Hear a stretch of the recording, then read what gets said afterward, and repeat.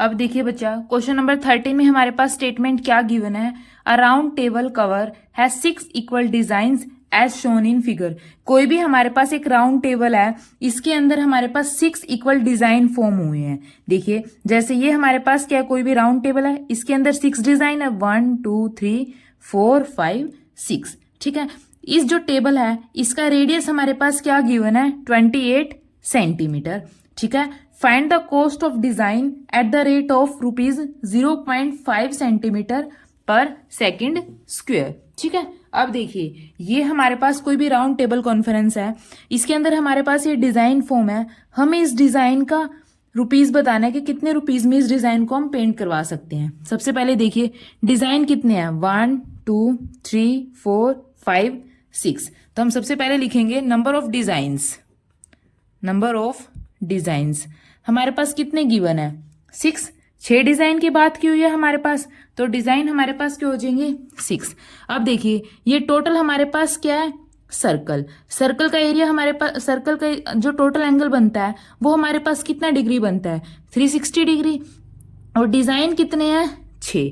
अगर हम टोटल 360 को 6 से डिवाइड कर दें तो हम आसानी से एक सेक्टर का एरिया निकाल सकते हैं। देखिए सबसे पहले हम इसकी ज्वाइनिंग कर देते हैं। ठीक है, देखिए इसको यहां से, इसको यहां से। अब देखिए ये कितने सेक्टर फॉर्म हो गए, 1 2 3 4 5 6। 6 सेक्टर फॉर्म हो गए। और टोटल एरिया हमारे पास क्या होता है, सर्कल का टोटल सर्कुलर कितना एंगल होता है, 360 डिग्री। अगर टोटल एंगल को अगर इसे नंबर ऑफ डिजाइन से डिवाइड कर दें तो हमारे पास एक सेक्टर का एंगल निकल सकता है। कैसे, देखिए सबसे पहले देखिए total angle of circle. Circle total कितने डिग्री का एंगल बनाता है, जब हम रोटेट करते हैं 360 डिग्री। क्या होता है हमारे पास, 360 डिग्री। ठीक है, एक डिजाइन का एंगल हमें फाइंड आउट करना है।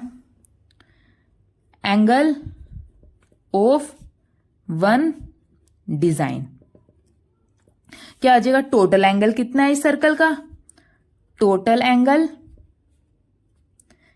डिवाइडेड बाय में नंबर ऑफ सेक्टर। कितने सेक्टर हैं, 1 2 3 4 5 6। Total sector. ठीक है, अब देखिए टोटल एंगल कितना बनाता है circle, 360 degree. 360 degree upon total sector. कितने सेक्टर हैं ये, 6। तो एक सेक्टर का एंगल हमारे पास क्या हो जाएगा, 60 डिग्री। देखिए जो एक सेक्टर का जो एंगल है, जैसे हमारे पास ये है, ये इसका एक सेक्टर है, इसका एंगल हमारे पास क्या हो जाएगा, 60 डिग्री। ठीक है, ऐसे ही हमारे पास कितने सेक्टर हैं, 1 2 3 4 5 6। हर एक जो सेक्टर है उसका एंगल हमारे पास क्या है, 60 डिग्री। अब देखिए ये वाला सेक्टर हमारे पास क्या है, इसका एंगल हमारे पास क्या है, 60 डिग्री। अब देखिए ये एंगल 60 डिग्री है और ये सेंटर हमने O मान लिया, ये हमने A पॉइंट मान लिया, ये B C D E F। जो OA है वो हमारे पास क्या है, इस टेबल की रेडियस, और OB भी हमारे पास क्या है, रेडियस है। तो जो रेडियस दोनों की हमारे पास क्या हो जाएगी, इक्वल। देखिए in triangle AOB, in triangle AOB OA हमारे पास किसके इक्वल है, OB के इक्वल, क्योंकि दोनों हमारे पास क्या है, रेडियस। ठीक है, तो जो ये एंगल 6, तो एंगल AB और एंगल B भी हमारे पास क्या हो जाएंगे, आपस में इक्वल। तो एंगल A हमारे पास किसके इक्वल हो जाएगा, एंगल B के इक्वल। अब तीनों एंगल का सम हमारे पास क्या होता है, 360। देखिए यहाँ पे रफ करके देखिए, angle A plus angle O plus angle B किसके इक्वल हो जाएगा, 360 डिग्री। एंगल A और एंगल B दोनों इक्वल है। एंगल O हमारे पास हमने क्या निकाला है, 60 degree. 60 degree plus angle B, angle B किसके इक्वल है, angle A is equal to 360 degree. Angle A plus angle A, 2 angle A, 6 उस तरफ जाके माइनस हो जाएगा। देखिए बच्चा, सॉरी, ट्रायंगल के तीनों एंगल का सम हमारे पास क्या होता है, 180 डिग्री होता है। तो यहाँ पे जो सर्कल होता है उसका टोटल एंगल हमारे पास क्या होता है, 360 डिग्री। लेकिन हमारे पास ये क्या फॉर्म हो रही है, ट्रायंगल। ट्रायंगल के तीनों एंगल का सम हमारे पास क्या होता है, 180 डिग्री। तो यहाँ पे हमारे पास क्या हो जाएगा, 180 डिग्री।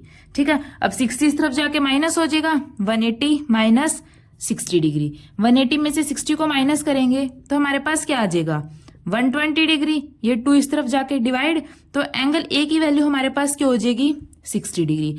अगर एंगल ए 60 डिग्री है तो एंगल बी भी हमारे पास क्या हो जाएगा 60 डिग्री। अब तीनों एंगल हमारे पास कितने हो जाएंगे 60 डिग्री।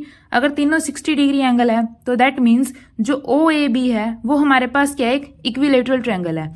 इसी तरीके से इस ट्रायंगल में सभी इक्विलेटरल ट्रायंगल होगी, तो कितनी इक्विलेटरल ट्रायंगल बनेगी 6 इक्विलेटरल ट्रायंगल बनेगी यहाँ पे। ठीक है, अब देखिए, so A O B is an equilateral triangle. ठीक है, यहां तक आपको कुछ भी डाउट हो तो प्लीज कमेंट सेक्शन में बताइए। अब देखिए, हमें क्या फाइंड आउट करना है, इस शेडेड एरिया का ये शेडेड एरिया फाइंड आउट करना है। ये हम कैसे निकाल सकते हैं, अगर इस सेक्टर में से हम इस ट्रायंगल के एरिया को माइनस कर दें तो आसानी से ये वाला एरिया निकाल सकते हैं। देखिए, area of one shaded region, एक का निकाल देंगे, 6 का निकालने के लिए उसको 6 से मल्टीप्लाई कर देंगे। Area of one shaded region हम कैसे निकालेंगे, इस सेक्टर के एरिया में से इस ट्रायंगल के एरिया को माइनस कर देंगे तो हमारे पास ये नीचे वाला शेडेड रीजन बच जाएगा। एरिया ऑफ शेडेड रीजन क्या हो जाएगा, area of sector O B O A या फिर A O B minus area of triangle O A B. ठीक है, अब देखिए, एरिया ऑफ सेक्टर हमारे पास क्या होता है थीटा अपॉन 360 डिग्री इंटू में पाई आर स्क्वायर। तो एरिया ऑफ सेक्टर हमारे पास क्या होता है थीटा अपॉन 360 डिग्री इंटू में pi r square minus area of triangle. Area of triangle हमारे पास क्या है, इक्विलेटरल ट्रायंगल है। इक्विलेटरल ट्रायंगल का एरिया निकालने का फॉर्मूला हमारे पास क्या होता है √3/4 इंटू में साइड का स्क्वायर। ठीक है, यहां तक आपको कुछ भी डाउट हो तो प्लीज कमेंट सेक्शन में बताइए। अब देखिए, थीटा हमारे पास क्या गिवन है 60 डिग्री, तो यहां पे 60 अपॉन 360 डिग्री इंटू में पाई की वैल्यू 22/7 इंटू में आर।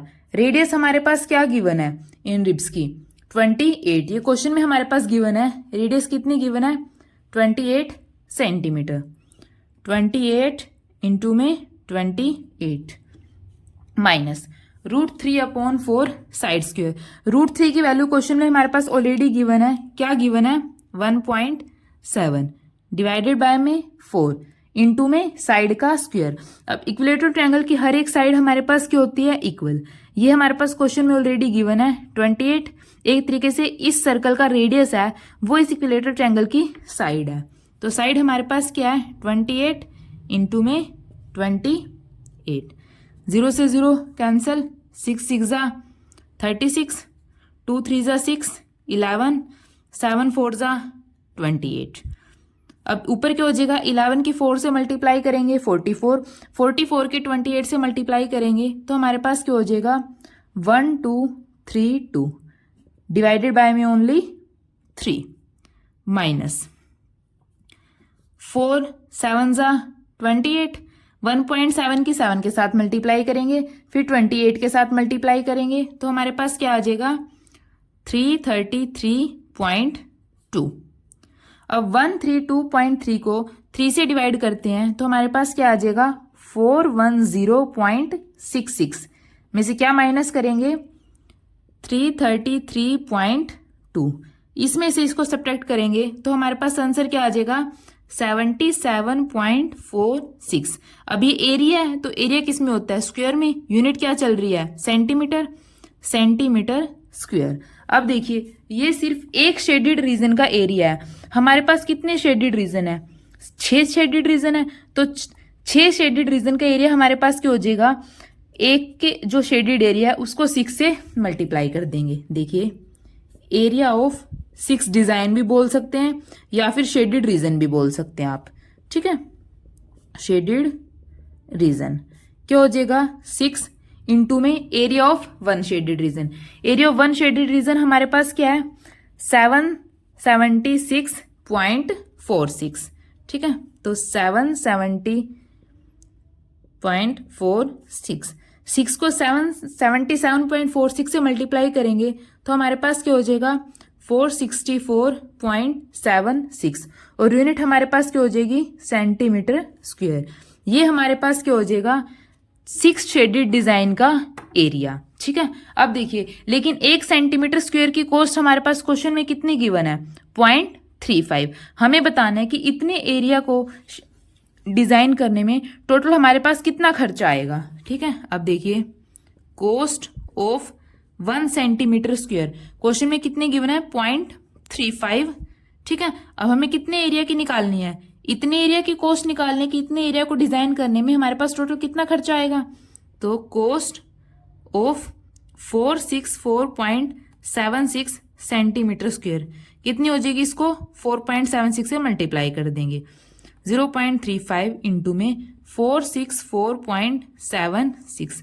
जब 0.35 को 464.76 के साथ मल्टीप्लाई करेंगे तो हमारे पास क्या आ जाएगा 162.6 क्या आ जाएंगे रुपीज। हमें टोटल इतने पैसा खर्च करना पड़ेगा इन 6 डिजाइन को अरेंज करने के लिए। ठीक है बच्चों, अगर आपको कुछ भी डाउट तो प्लीज़ कमेंट सेक्शन में बताइए। अगर वीडियो अच्छी लगे तो इसको लाइक कीजिए और निहान क्लासेस को सब्सक्राइब कीजिए। Thank you.